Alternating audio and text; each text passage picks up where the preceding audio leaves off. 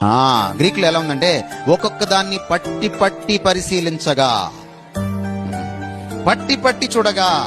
పట్టి పట్టి అంటే మీకు తెలుసా, ఇట్లా పట్టుకున్నాను కాదు.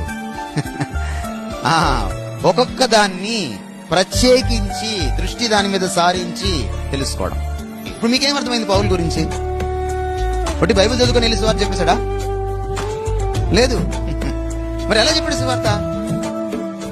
ఎవరికి చెప్తున్నాడు సువార్త? వాళ్ళ గురించి స్టడీ చేశాడు. ఎప్పుడైనా దేవాలయంకి వెళ్ళారా స్టడీ చేయడానికి? వాక్యమే చెప్తుందండి బాబు, నేను చెప్పట్లా. ఎప్పుడైనా వాళ్ళ పుస్తకం ఏదైనా చదివారా మీరు స్టడీ చేయడానికి? విలియం కేరీ ఇక్కడికి వచ్చినప్పుడు, భారతదేశానికి వచ్చినప్పుడు మొట్టమొదటి మిషనరీ, ఆధునిక మిషనరీ, ఆయన ఫస్ట్ ఏం చదివాడు తెలుసా? రామాయణాన్ని మహాభారతాన్ని చదివాడు. ఫస్ట్ ట్రాన్స్లేట్ చేసిన బైబిల్ కాదు, రామాయణాన్ని ఇంగ్లీష్ లోకి, మహాభారతాన్ని ఇంగ్లీష్ లోకి సాంస్క్రిట్ నుంచి ట్రాన్స్లేట్ చేశాడు. ఎందుకు చేశాడు తెలుసా?